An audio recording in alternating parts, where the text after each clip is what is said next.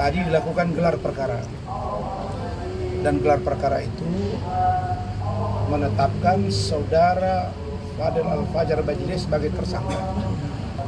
Terlepas dari ini kasus anak di bawah umur, maka tadi penyidik memberitahu ke saya bahwa saudara Fadel dilakukan penahanan untuk 20 hari ke depan.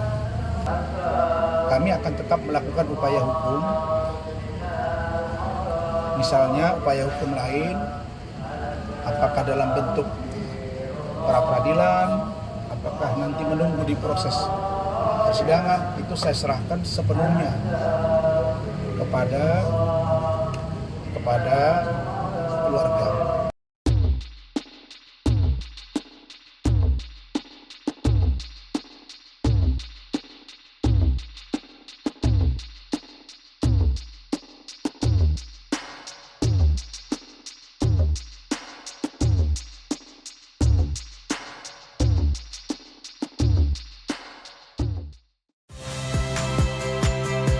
Saya Friska Clarissa. Saksikan program-program Kompas TV melalui siaran digital, pay TV, dan media streaming lainnya. Kompas TV, independen, terpercaya.